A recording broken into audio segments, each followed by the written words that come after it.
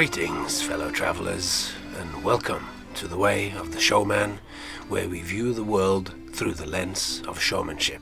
I am your gracious host, Captain Frodo. And again, what a pleasure it is to have you with me here today. The response to the podcast that dropped last week, my very first podcast, has been so amazing. Around the world, people have been listening to the voice of a lone showman in a town where showbiz used to be so vibrant and alive, now hasn't got a single show anywhere. And in a world that hasn't got shows anywhere, there's a lone showman sitting, transmitting out into the world, and it has been so lovely to know that there are people out there receiving what I am putting out.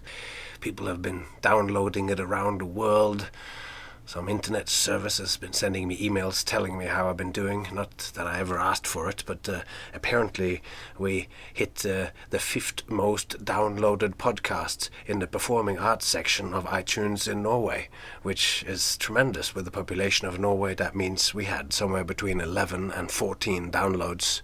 But here at the here at the Way of the Showman, we are just happy to know that there are people out there listening, because this is not your average podcast. It's not a podcast for average people. It's a special podcast for special people such as yourself. The strangeness of the world is the topic of today's talk. It's a brand new talk, never been seen anywhere before. It's not an old podcast or an old blog post redone. This is brand new, coming straight at you as we speak. But enough of this rambling. The bell is ringing. The time has come. It is showtime. And this is your captain speaking. Come with me. It's time to sail the seas of imagination. All aboard the Showmanship for one more journey.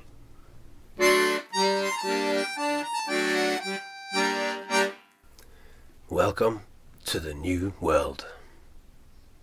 This month began like the last few, with everything tainted by the pandemic. It's still a thing. Here in Las Vegas, the Strip, with its many casinos, is only just opening. Still no news about the resurrection of showbiz. And the fact that I am needing to write about it a third month in a row is a testament to how many days we've spent in lockdown.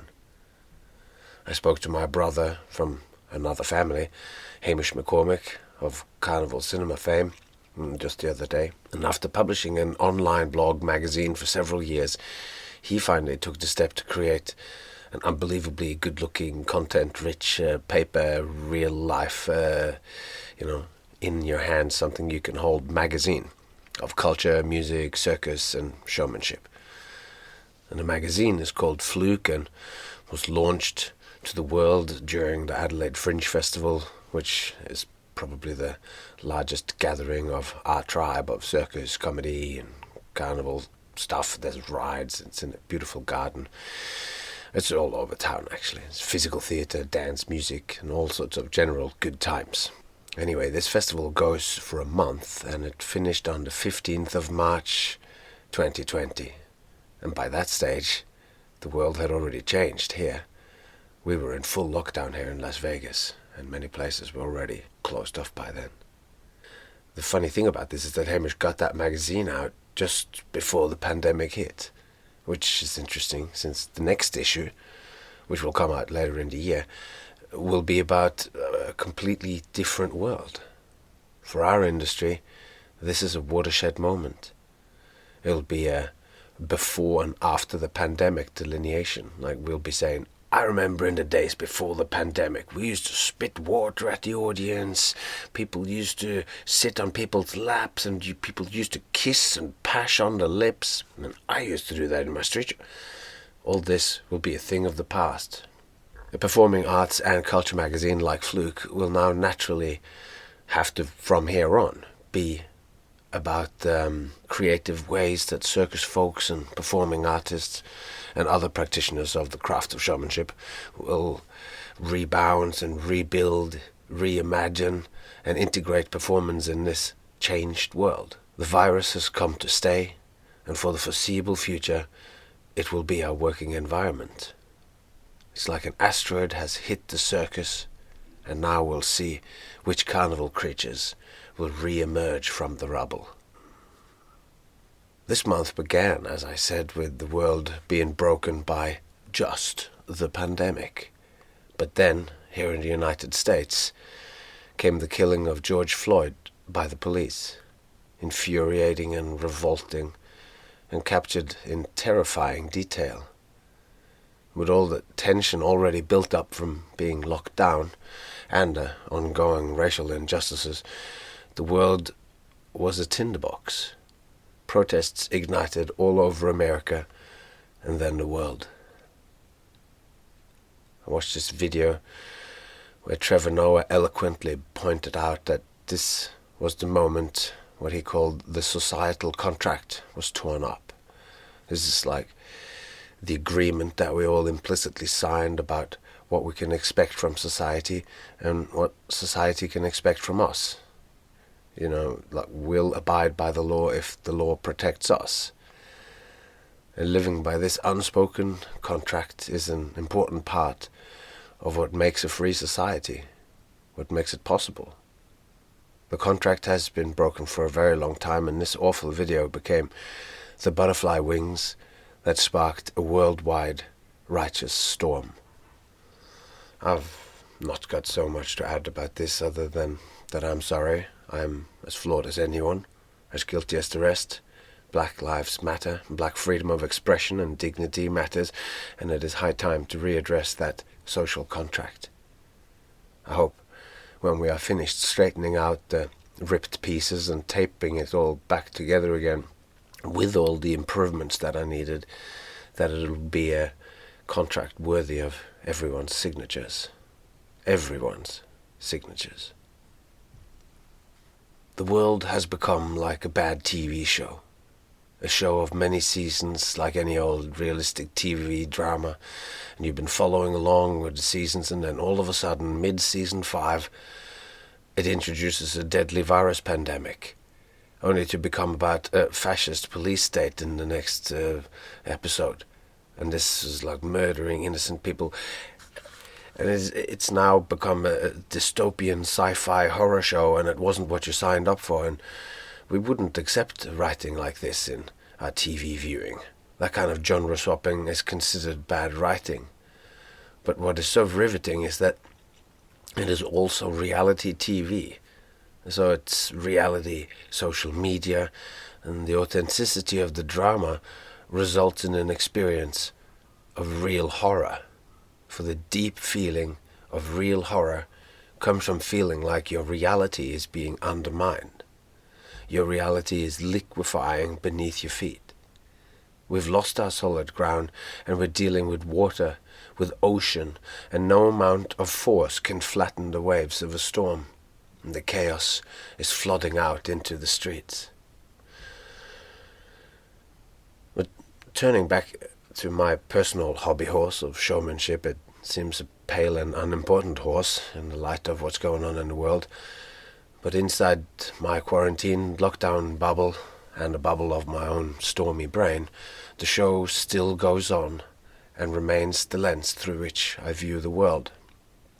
So for the next section of this month's episode, why don't you come with me into a poetic and philosophical wilderness of a different and more internal geography than the chaotic liquidity of the one beyond our doorsteps. Without crowds gathering for good times, my worlds have been completely shaken. A crowd is an essential part not just of what a showman does, but also of who the showman is. Crowds form one of the fundamental pillars of showmanship. Crowd, showman, show. Neither of these can be properly understood except in direct relationship with each other. Crowd, showman, show. 3 parts of one thing. A trinity, if you will. So in a sense, when the crowds disappear, the showman disappears as well. And without an audience watching, there isn't really a show happening. Even if the showman runs through his material in an empty room, the showman show becomes nothing but a rehearsal, a run-through of the material. It is the crowd that gives the show meaning. Under the watchful eye of the crowd, the material presented is being transfigured into a show. Since, as of the middle of June 2020, there's still no real timeline for when it will be legal for crowds to gather to watch shows, it seems strangely pointless to even rehearse. This is the core of my particular existential crisis.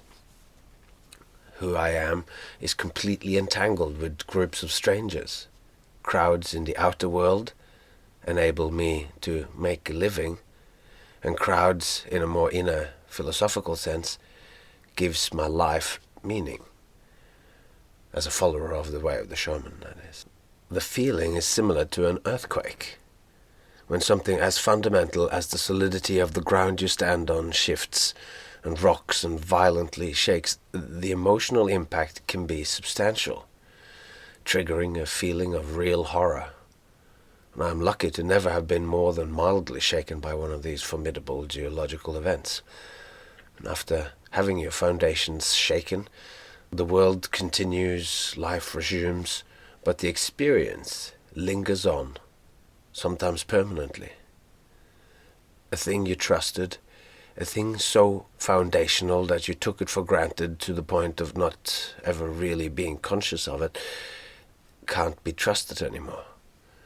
What was solid is now liquid. What can you trust if not your foundations?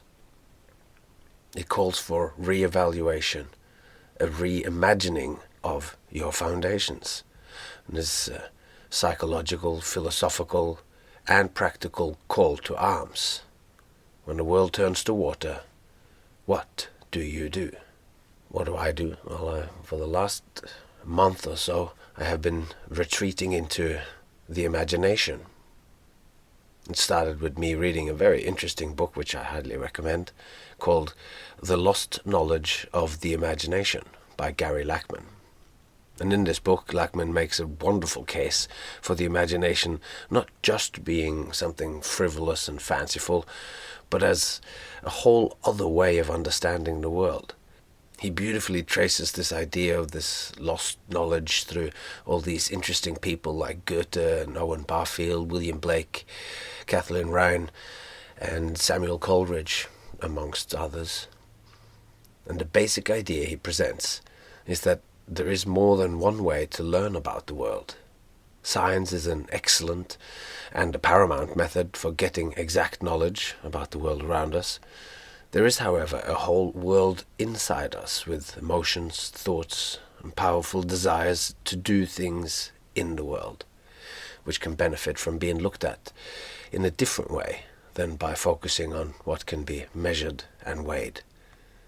All in all, the scientific method is but a few hundred years old, yet in this time it has almost completely overtaken us as the only way of interacting with the world, hence making the way we connected with the world from when we lived in caves up until the rise of scientific investigation, which is a time period of hundreds of thousands of years, the way we perceive the world in all of that time.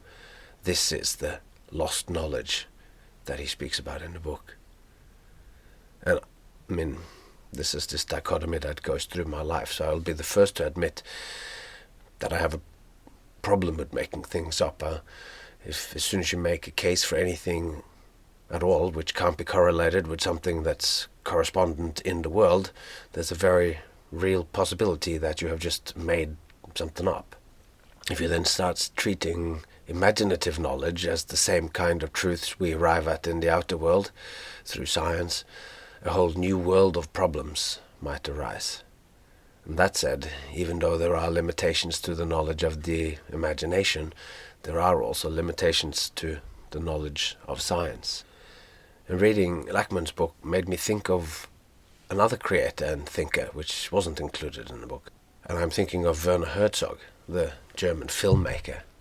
But he has also got his own ideas of two kinds of truth, and he calls them the accountant's truth. And the accountant's truth is clear facts, the kind that's found in the telephone directory. And then he talks about ecstatic truth. Herzog is most interested in the second kind when he creates his art, as the first kind doesn't speak much important truth to humanity, as he sees it. Random bits of fact might be good knowledge, but wisdom comes from connecting the facts in a meaningful way. And both Herzog and Lachmann does not shy away from placing human beings at the very center of this meaning. Herzog's ecstatic truth is a human experience. Herzog has a beautiful dichotomy in his work, where he at once presents the world in an almost Lovecraftian way, uncaring of humanity. The universe exists, and it is vast, empty, cold, and oblivious to us in almost a menacing and hostile way. And Herzog says the uncaring world is filled with misery, but not a misery maliciously aimed at humanity in particular. To him, human beings are insignificant in the greater scope.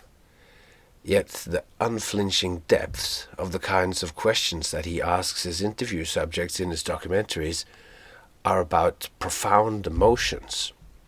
He's got this great German accent, and he's asking them these probing, very direct questions about soul, the meaning of existence, poetry, hope, and dreams.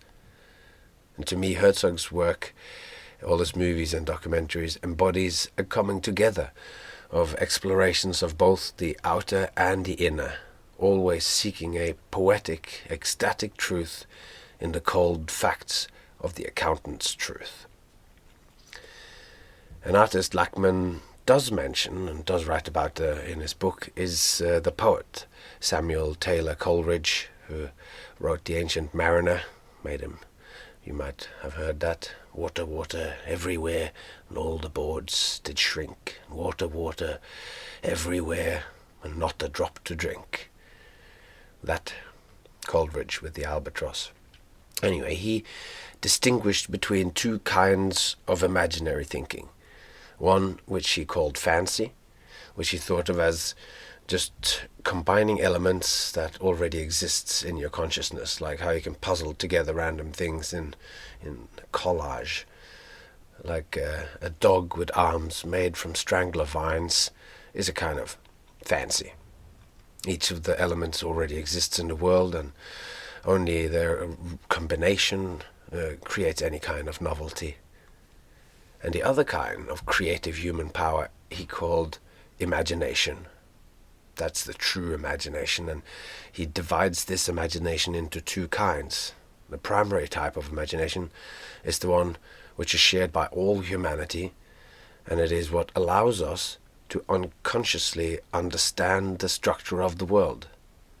It is the faculty in us which ties together all of the sensory impressions that we get into concepts that we can understand.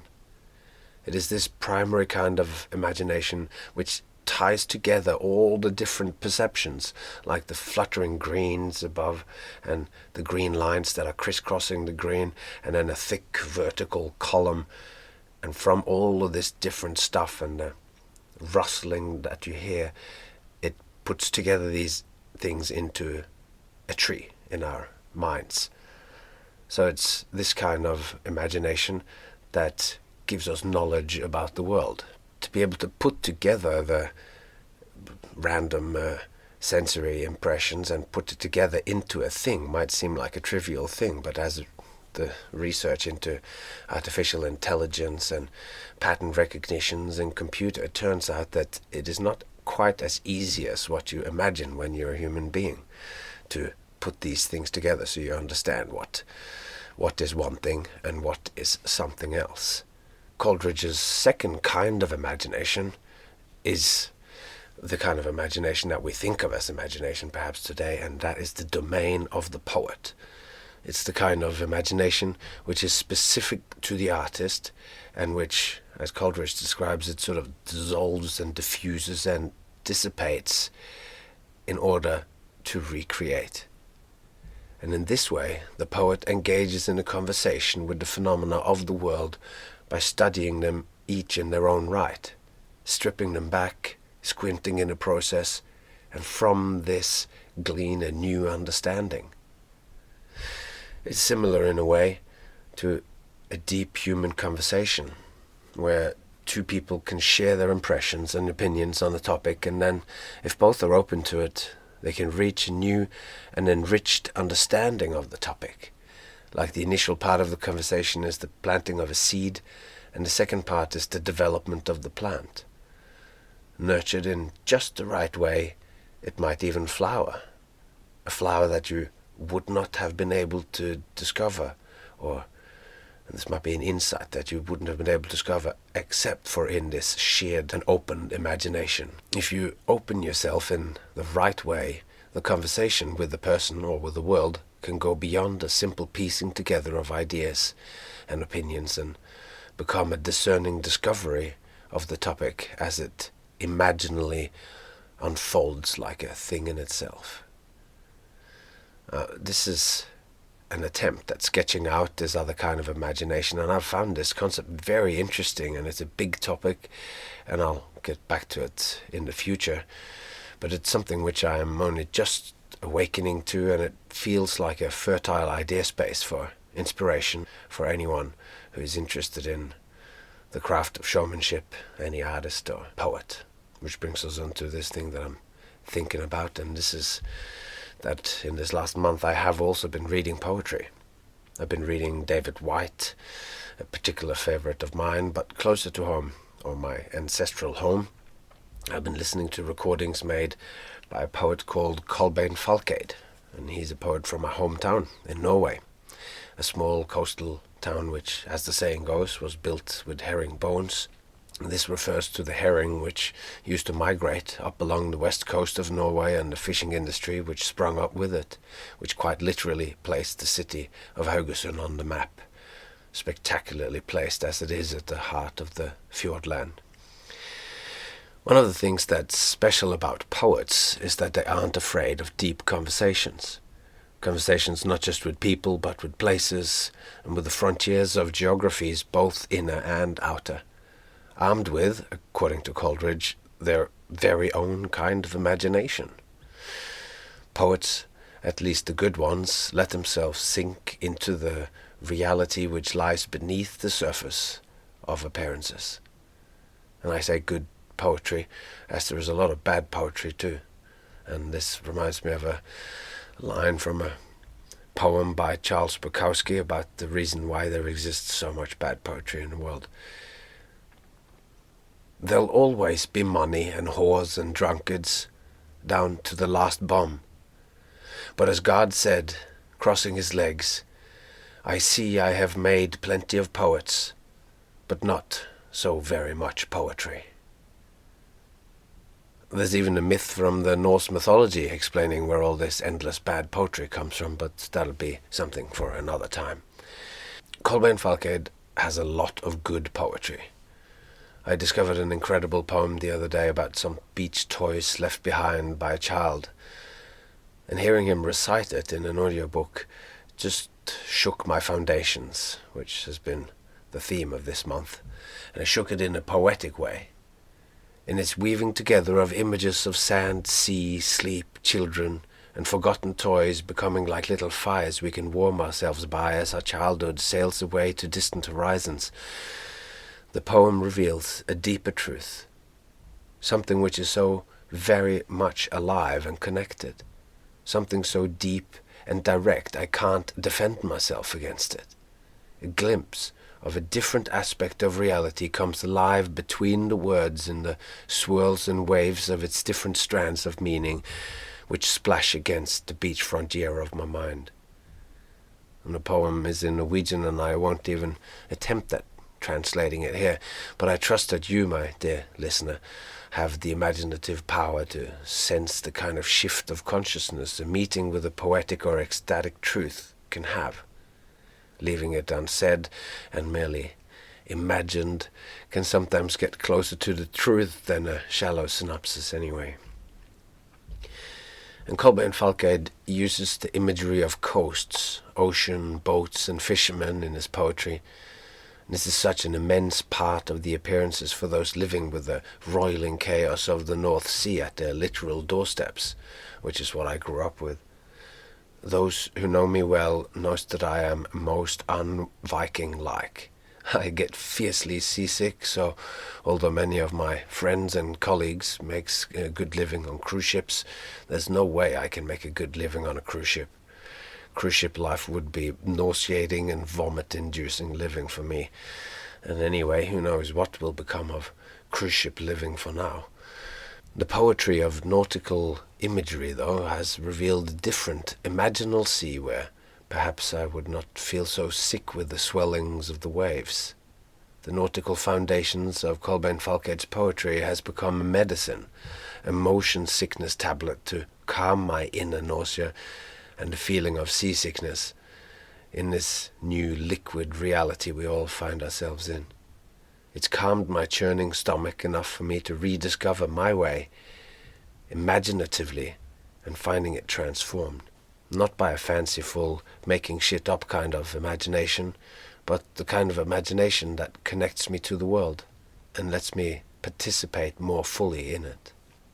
The pressure of the pandemic's reality earthquake has allowed me to reimagine the way of the showman, not as a path to walk, but rather as a guiding star that I can set my course by. I go from treading water, just trying to stay alive, to swimming in this new liquid reality. The situation of losing one's way is a dark night of the soul. I worry about whether the shows will start, whether I'll be able to continue to stay in America and be able to pay the bills.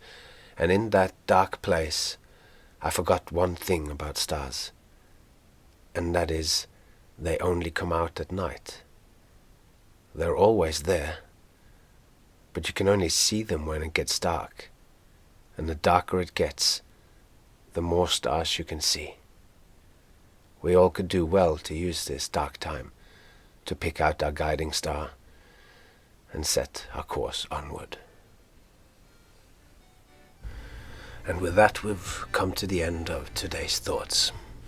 And I would just like, before we end this episode, to ask you to take a minute out of your day to go to the main whatever place you get your podcasts from and give us 5 stars. The ratings means a lot more than what the people who casually listen might imagine. Makes it easier for other people to find it. If you would, like some people have, write me a very excellent review, that is also very, very much appreciated. And if you can think of any of your friends who enjoy a good podcast or enjoy the kind of topics that we talk about here, people who are artists, people who are showfolk around the world that might want to live a more closely examined life, this might be the podcast for them. And you can find this podcast at Apple Podcast or at Spotify or Stitcher or Overcast or wherever you get your good podcasts from. But anyway, that's all I'm going to ask you for. Until next time, all that's left to say is take care of yourself, those you love, and I hope to see you all along the way.